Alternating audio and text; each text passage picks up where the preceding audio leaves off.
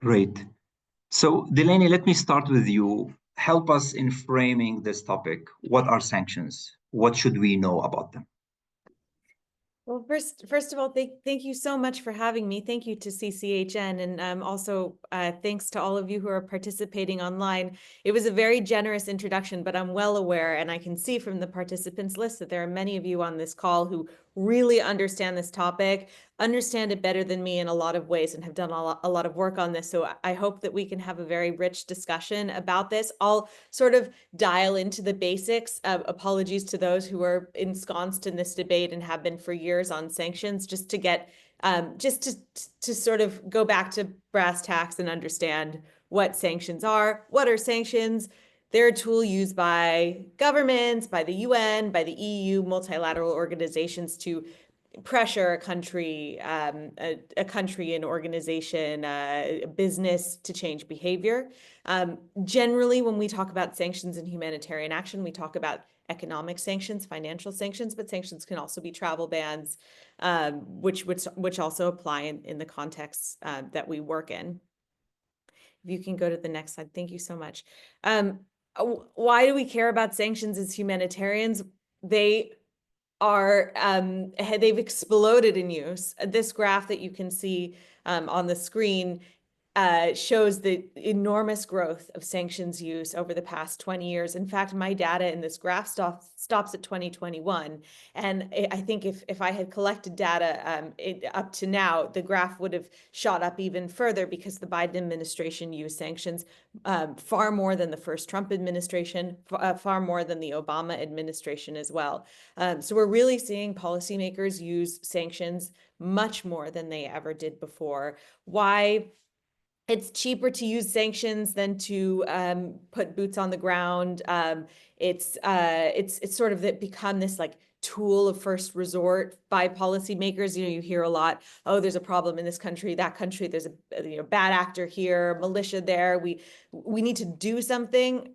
Cheapest, easiest way to do something is often sanctions, because at least in the US context and in other contexts, all you really need is a piece of paper to say, we sanction X, Y, and Z, and then that person or group is cut off from the international financial system. Who sanctions? This is also something that's sort of changed in the past many years. In the 1990s, the UN was really a leader in sanctions. The US drove the Security Council to use the UN's coercive tool to sanction different countries in conflict. Maybe some of us will know about the Iraq comprehensive sanctions in the 90s and other comprehensive sanctions.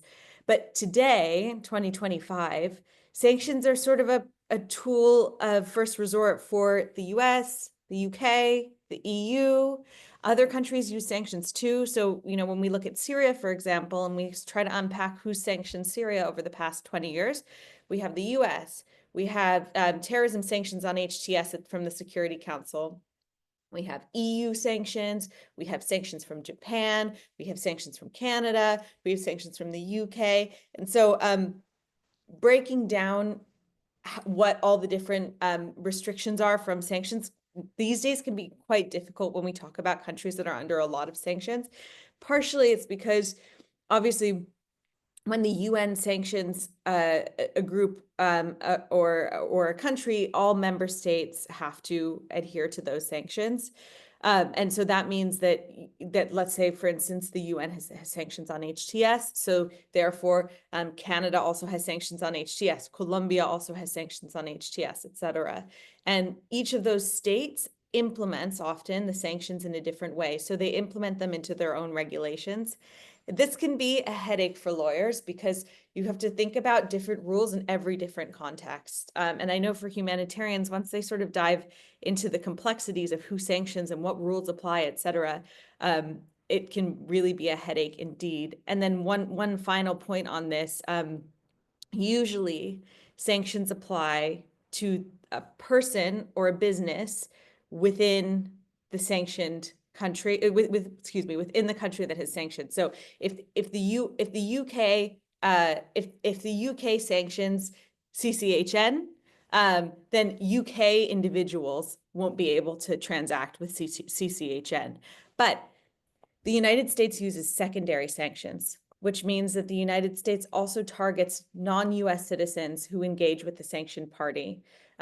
This creates an even more complicated picture, which I won't dwell on now, but we can dive into later in the discussion.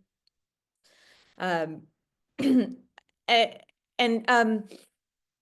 United States has been the most enthusiastic user of sanctions for a few reasons. I mean, one, because they really discovered that it's a very powerful tool given the role of the US dollar in the financial system and the centrality of the US in the global financial system.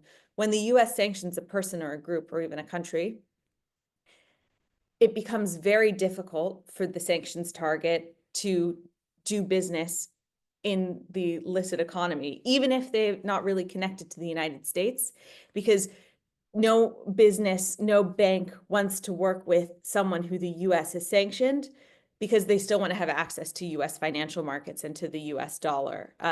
But because this tool has been so powerful in the United States, it's really ballooned. And as you can see in this globe, US sanctions end up touching so many different countries. I don't know if it's clear for you to see, but the darker red countries are really heavily sanctioned countries: Iran, Russia, Cuba.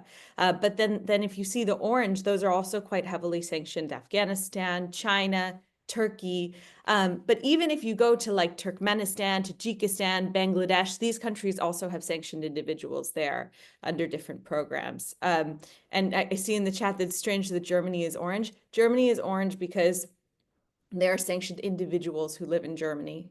And then I just see the comment. Yes, it is true that there are sanctioned individuals in Germany. It doesn't mean that Germany or the Netherlands are sanctioned, but just that sanctioned individuals live in those places. And I guess we can break down all of the different kinds of U.S. sanctions and how they apply. But I think that the main takeaway I want you to get out of this is just the long arm of U.S. sanctions. They're really, these days, affecting people in most countries around the globe. More on why we care as humanitarians. I mean, I don't need to tell you this, but increasingly the context that we work in are sanctioned. I worked for the UN in many countries before joining Crisis Group. All of them had a sanctions component, and I'm just looking at the chat of where folks are from. You know, Congo, Syria, Ethiopia. These are all places where there are Afghanistan. These are all Palestine. These are all places where sanctions are a part of the landscape to varying degrees. We can just dwell on this quickly, but U.S. sanctions, as I said, are sort of this main the U.S. has been the main user of the sanctions tool, but the UN also has, and with the UN's 1267 list, their ISIS and Al Qaeda list, we've found that this list applies to many different countries that are considered humanitarian crises. This set of data is from last year. So obviously some of the humanitarian crises have changed. If you see that your people in need numbers today in the countries that you work in are a little lower, a little higher, forgive me. But this is just to show that there are millions of people in need in places where there are terrorist groups. And this presents some real challenges for humanitarians that we will dive into in the rest of this conversation. But I think I'll leave that broad overview there and turn it back to you, Taher, to take us off to the next topic. Thank you so much, Delaney. I think it's a great opportunity now to bring in Mustafa. Mustafa, tell us more. You have been at the end of you've been implementing, working in a context where the power holders or people in control might be sanctioned. So you want to tell us more about how sanctions can affect or have impact on humanitarian organizations? Thank you, Taher. At the beginning, good morning, everyone. It's such a privilege to be here to discuss the critical challenges the sanctions poses for humanitarian operation. I'm here to draw the experience of Syrian context through cross-border from Turkey to Syria. I'll try to share a practical insight, ensuring legal compliance and delivering essential assistance to those most in need in Northwest Syria. Previously, 4 months, now there is only Syria, there is no Northwest. And thank you, Thaer and Zoya, CCHN, to having me with you. Unfortunately, sanctions impose Syria, particularly Al-Assad regime and designated groups. We were intent to influence political behavior, but have had profound humanitarian consequences. For NGOs, these sanctions create operational barriers at every level that you can imagine. From financial constraints, they were acute. Over-compliance by banks due to US and EU regulations. Can you imagine that? Block direct transfer, forcing NGOs to rely in informal system like Hawala or cash. We were lucky because the Turkish government were generous with us and supporting the humanitarian organization working cross-border through BTT system. It was an invaluable solution, but actually we have a compliance cost remain high. There is an operational barriers, particularly restriction on importing essential supplies, such as some medical equipment, delaying or even halting critical projects. Here, we depend on WHO or UNICEF on this part. The access challenges are constant, negotiating with de facto authorities while upholding the humanitarian principles and avoiding legal risk require a careful principle engagement and often extensive dialogue with trusted intermediate like the Access Working Group or sometimes our colleagues in Geneva Co. All these generate an over-compliance for the organization. We have a 3 level. Our own policies, this is the lowest one, the host country. We are talking here about Turkey. We are talking about Syria. This is the 4th level, the 3rd level, and the 4th level. And the one of the hardest that we are dealing with is the sanctions, and that make us as an organization overwhelmed to be comply with all these regulation and sanctions. Thank you so much, Mustafa. I think that's a great point you mentioned, like how many layers of complexity that the humanitarian organizations has to navigate just to get to the vulnerable people to help them. Delaney, I want to can you help us more to dig into more what are the sanctions kinds? What are they? What is allowed? What is not allowed? And what happens if we don't abide to those sanctions? Yeah, I'll break it down a little bit. And again, forgive me. I know there's some folks on this who are participating who really this is really something they focus on day to day in their work. And so forgive me for simplifying. But I think it's increasingly part of the things that we need to understand as humanitarians, given that we work in so many of these contexts. Okay, so let's think through what kind of sanctions exist. I already explained that all the different countries that sanction and the different multilateral organizations that sanction have slightly different ways that they sanction. So US sanctions are slightly different to UK sanctions, or slightly different to Japanese sanctions, Canadian, et cetera, et cetera.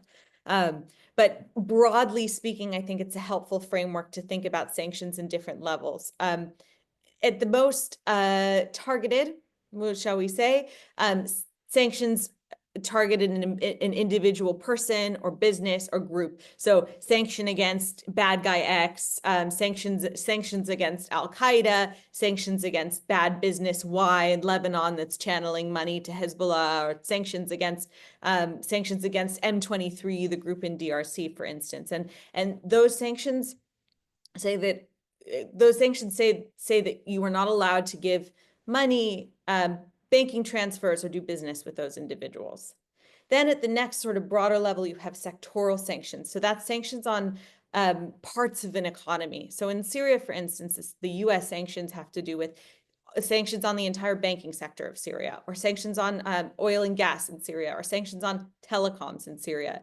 This is sort of a much broader thing because obviously it's affecting the mechanisms of that country's economy.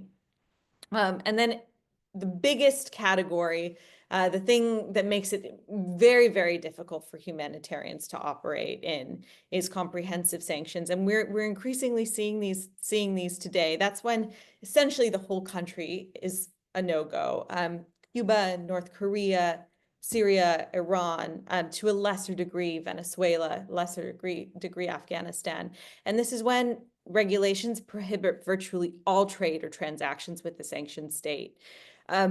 This presents enormous hurdles for humanitarians. I've seen in the chat some of you saying how horrible it is, because even though exemptions are in place, and we'll talk about that next, usually when you have these comprehensive regimes, the private sector is very reluctant to do any kind of work in these places. And many of you who are based in capitals outside of the countries where there's humanitarian need will know that it's very difficult to send banking transfers through, very difficult to get parts for the goods that you need to deliver your services, very difficult to bring goods into the country. And usually when you have a comprehensive sanctions regime, this happens. Something that's happened over the years in terms of sanctions policy is we're seeing this sort of creep towards comprehensive sanctions. In the 1990s, after the Iraq sanctions became such a controversy internationally because of the records of high childhood mortality and other humanitarian crises brought about by the sanctions,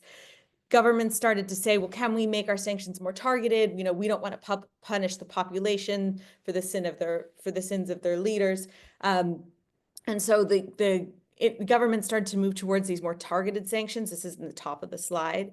But over time, and this is what we see in Syria and Iran, especially US sanctions have cumulatively become comprehensive sanctions. So even if at first the United States says, you know, we're not going to sanction the whole country, over time, targeted sanctions plus sectoral sanctions plus, let's say, like state-sponsored terrorism sanctions create this big picture where the country itself is really under comprehensive sanctions. And that's intensified when you have several different countries who are also sanctioning that country. So if you have US plus EU plus Canadian plus UK plus sanctions on a certain country, like we've been seeing in Syria, then you essentially have a full blockade on the country. What's not allowed?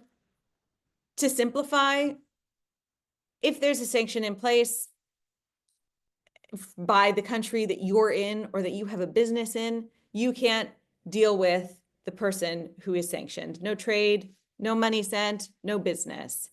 I mentioned secondary sanctions earlier, but the US sort of intensified this over the past 10 years through using secondary sanctions, where essentially they said, we don't care if you're a US citizen or not. We don't care if you have money in the US or not, or a house in the US. We're still going to come after you if you've dealt with Iran or Hezbollah or Hamas or et cetera, et cetera. Important to talk about humanitarian exemptions. Humanitarian exemptions were sort of pushed for by humanitarian organizations over the past decade. Maybe some of your organizations, in fact, I know that I see some on the call, NRC, ICRC, who are part of this fight, because humanitarians increasingly recognize that it was very difficult for them to work in places like Syria, work in places like Venezuela, work in places like Iran, but there was real humanitarian need in these places. And through more than a decade of advocacy, humanitarians were calling for carve-outs for their work. So to say that even if, you know, the sanction says we can't deal with Hamas, but we need to work in Gaza because we need to deliver humanitarian aid to people in Gaza, can you exempt us from the punishments that come with sanctions so that we can deliver bags of food, shelter kits, whatever, in places like this. And so over the last, I'd say, 5 years, countries like the United States, the UK, as well as the EU and the UN adopted different kinds of regulation that allowed for humanitarians to do their work in sanctioned contexts. Maybe to the next slide. The exemptions are different in they're differently worded depending on who's issued them, and they don't cover everything. And so when we talk about what's not allowed, broadly, I'd say there's sort of 3 things that sanctions prohibit. One is on the civil side. So someone who violates sanctions can be charged with fines, see their assets frozen in the country that's issued the sanctions. Then there are criminal penalties. So that can mean jail time, also high fines.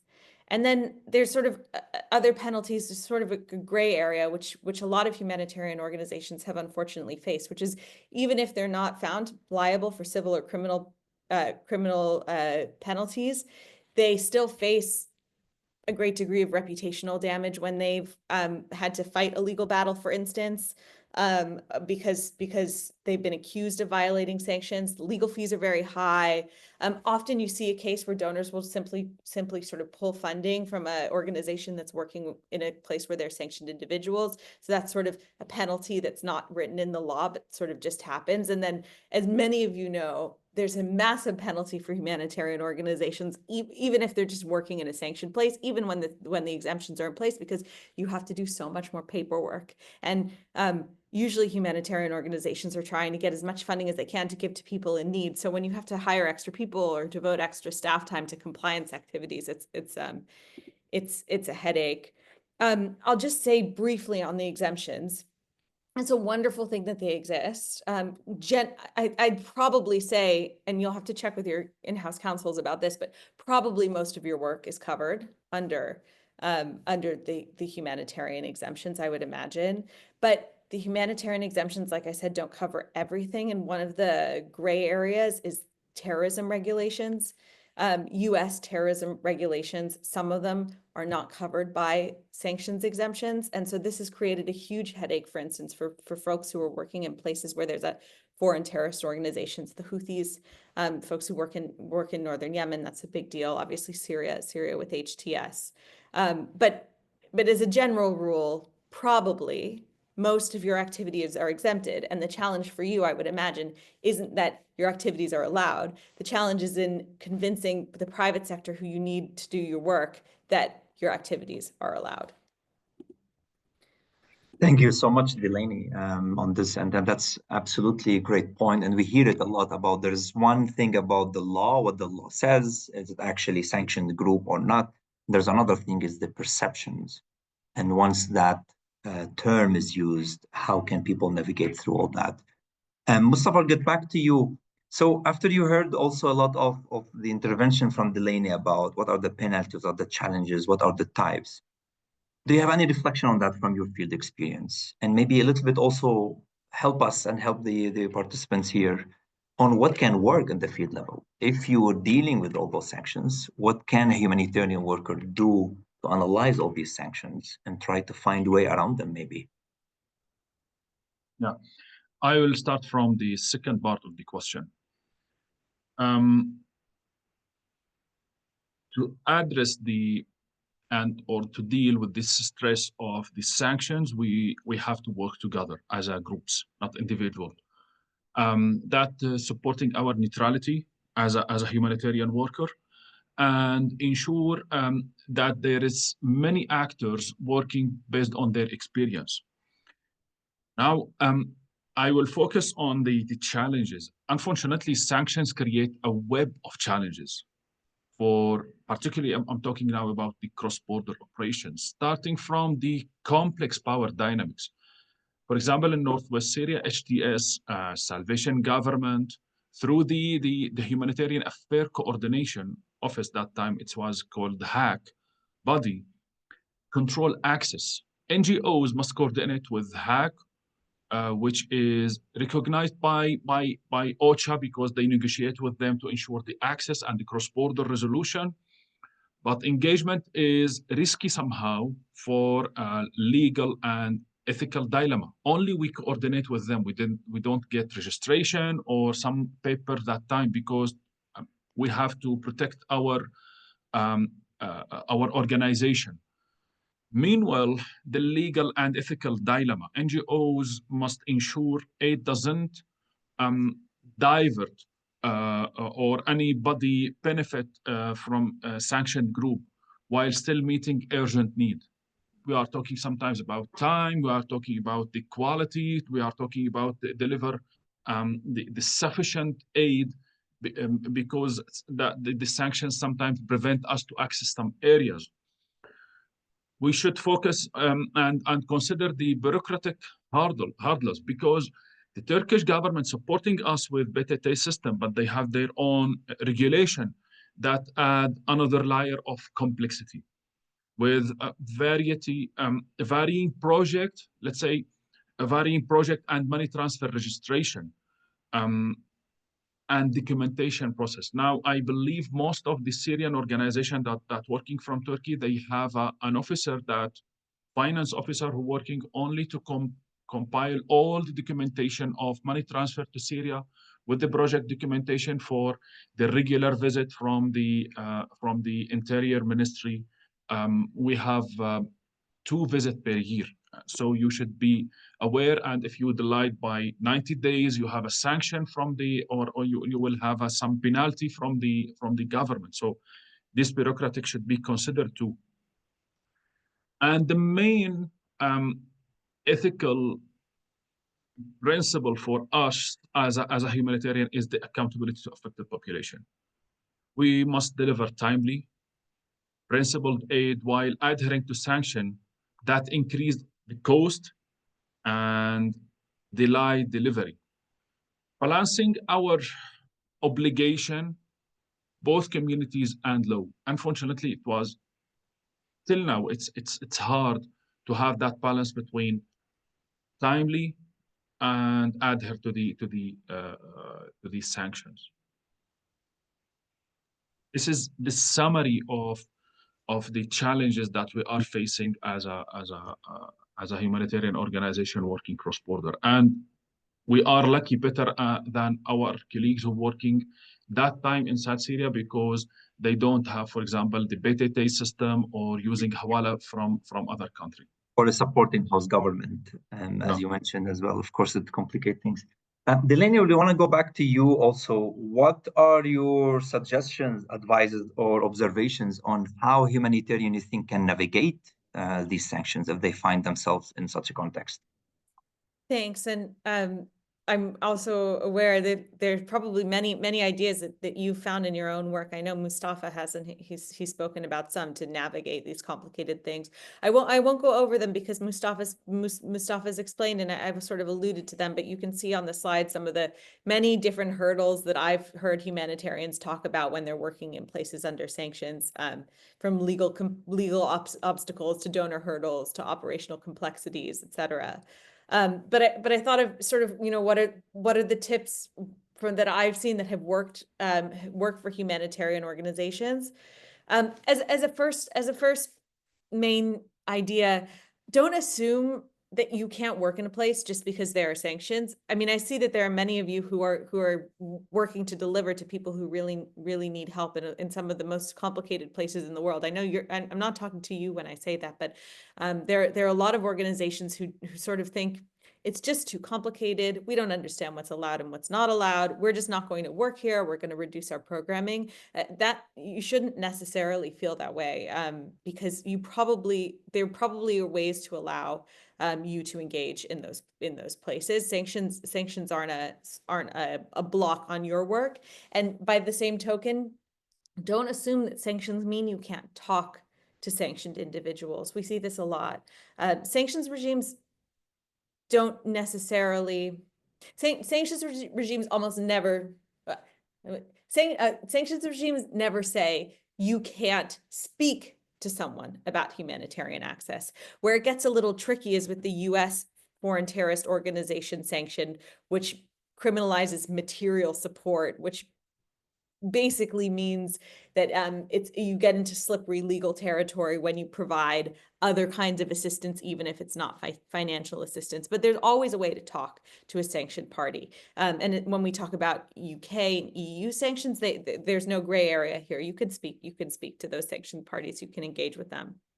A second tip: don't underestimate the power of collective advocacy. I've seen over the past few years humanitarian organizations banding together and pushing through some really important changes to navigate these sanctions regimes. The UN exemption 2664, that's a humanitarian exemption, is a product of collective advocacy by UN, humanitarian organizations, as was the delisting of the Houthis during the first few days of the Biden administration. That was really a result of many humanitarians getting together and lobbying governments, lobbying parliaments to put pressure on the United States, and lobbying the Senate and the House of Representatives and the Biden administration as well to remove that listing. A third tip: a lawyer told me this: get comfortable with being uncomfortable. It's not a great situation. I know it's frustrating for all of you who just want to do your work and deliver to people who need your help. But it's just a tricky environment, and sometimes lawyers will say, if you want to work in these places, you just have to take on a little bit of risk. A fourth tip: be proactive in seeking licenses and assurances from governments. I know some of your organizations do that already, but if you're not sure and you're working in let's say you're working in Syria today, you can apply to the U.S. Treasury for a license, and then you can have more assurance that your work is permitted. And then a fifth tip: educating your private sector partners ends up making a big difference. We saw this a lot in Afghanistan, where banks who had previously worked in Afghanistan really didn't know about the humanitarian exemption. So humanitarians would go to their banks and with the general licenses, with the exemptions, and say, actually, you can provide transfers to Afghanistan because it actually is allowed based on this general license. So sharing information and educating is one thing, but I'm sure in the conversation you'll have other ideas that you can share with me. I wanted to briefly go into the Afghanistan case, if that's okay. And I see that we have some colleagues from Afghanistan, but I was thinking through sort of what we learned from that, because the theme of this speaker series is when flags change, and that's a good example. I mean, there are many examples, but Afghanistan had this very unusual situation where you saw an allied government lose power and a listed group take control of the whole country. And I don't have to tell you what a nightmare it was for humanitarian organizations to continue the work when banks suddenly refused to send any transfers to Afghanistan. The private sector didn't want to send fuel, and it was a mess. And we were warning at Crisis Group that the country was going to tip into a full-blown economic collapse because the chokehold of sanctions on the country's economy was so intense.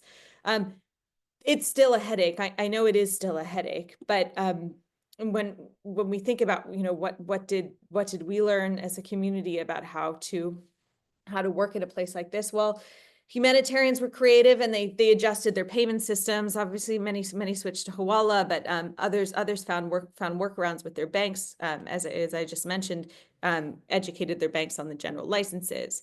They received comfort letters from the U.S. and from other sanctioning actors, but they also fought for bigger foreign policy changes as humanitarians. So diplomatic engagement with the Taliban, stopgap measures to fly US dollars into the country, expanded licenses. I know challenges still remain, but I think we learned from this that humanitarians can play a driving role in changing policy, and that's just a really important thing to think about when we feel so powerless against some of these policies that from the ground seem totally crazy. There is a way for humanitarians to educate capitals around the world. Yeah. Sorry, Thank you so much, Delaney. No, that's really great. I want to maybe bring in Mustafa again. If you have anything else you want to add, Mustafa, on tips or things that can actually work, or you tried yourself maybe and you think they can work and you can share with us today. Yeah, I will complement what Delaney mentioned about maybe we can consider the negotiation. We should prioritize the negotiation and advocacy effort during the process of the sanction. Advocacy with the concerned government through their own humanitarian part. Beside that, ensure that our negotiation process is neutral and compliance, because it's essential to prioritize it, and working as a group. For example, in Northwest Syria, there is an access working group. They are dealing with all these issues of access. Beside that, there is I forget its name. It focuses on risk. If there is any aid diversion to sanctioned group and so on. Those two groups are useful for the humanitarian to ensure our neutral and ensure the sustainability of the humanitarian aid for people, because any organization makes compromise against the compliance that affecting all of us. We should focus on this part. For this reason, we should work as a group, and the Access Working Group that led by OCHA and some INGOs and local NGOs. It's a good because it's a collective effort. Meanwhile, we should focus on the creative solution. Now, for example, we have in Northwest Syria, there is two working groups, the Partnership Working Group and Compliance Working Group. They are under the NGO Forum, and they have a great effort between the members sharing information, the best practices, and as Delaney mentioned, how to get a waiver from here or there from the donor, so these collective effort and these let's say the coordination and working in creative solution or innovative solution, it's supporting somehow the organization to deal with these sanctions.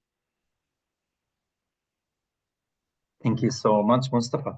Delaney, also you wanted to bring in more, maybe more further ideas here. Maybe the floor is yours. Thanks. I've done a lot of research on this question from a policy perspective, and so I just wanted to share some of my conversations with US and other policymakers about why these tools are so difficult in so many ways. And maybe I'm trying to be diplomatic when I say, a lot of us who worked in, downrange in the field, you look at these policies and just, they feel nuts in so many ways, because I remember when Taher and I were working in Yemen, and the Trump administration sanctioned the Houthis, and we thought, oh my God, like this is going to be horrible for humanitarian programming. And we talk to the US all the time, and they say that they want to staunch the humanitarian crisis, and look what this is going to do. And why are policymakers in Washington understanding this? And then a second issue, which we're seeing now in Syria, and which we saw in Afghanistan, and which we'll see again and again, is you see the situation on the ground change. You see a new authority take power, or you see a revolution happen, which is exactly what the US wanted for so long, and the sanctions stay the same. Why? Why don't sanctions keep up with the realities on the ground? 3 points I like to think about are that sanctions are sticky. So it's really, really hard to change them.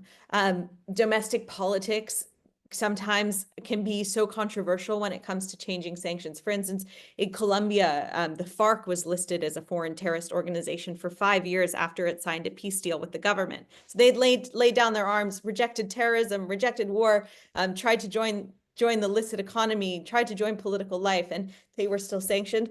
Why? Because it became this bugaboo for US policymakers, very complicated for politics in Florida to delist the FARC. And it ended up taking a really long time to delist them. Similarly, somehow the bureaucracy is much more attuned to keeping things as they go, to this sort of one-way ratchet of more sanctions rather than fewer sanctions or lifting sanctions. And so that can hinder change. And then you have this other point, which is really tricky, and we saw it a lot in Iran after the nuclear deal, but oftentimes the sanctions themselves will be lifted, but the private sector still sort of de facto enforces them because they're just too worried about working in a place that was previously sanctioned, just in case sanctions will be imposed again, or the sort of sanctions label has tainted doing business in that country. So sanctions are sticky. They're really hard to lift. They're easy to apply, very hard to lift. Why else? Sanctions are under-examined, unexamined. There's no system in the United States to look at a sanctions program and say, is it working? Is it not working? What can we do to change it or adjust it? It does not exist. The UK is a bit better at this. The UN, not so good at this. There are so many examples of UN sanctions programs that are really stuck in the past. Afghanistan is a great example where in order for Taliban to be delisted from the UN sanctions list, they have to pledge allegiance to the government of Afghanistan, which no longer exists. Sanctions are complicated.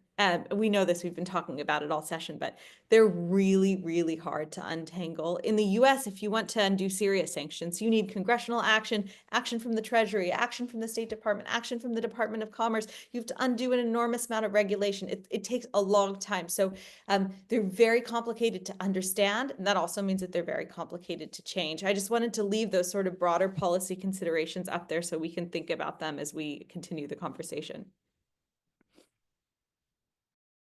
Thank you so much, Delaney. There's a lot of questions here, so we will be summarizing. Zoya will help me with that. We will be summarizing, and I will be, throw in some of these questions to you and to Mustafa as well. We just want now, since we are moving to Q&A, we will stop recording the session so we can talk more freely, and I can see some questions are not that easy to answer. So we'll stop the recording and then we will get into the Q&A for the last 5 or 10 minutes of this webinar.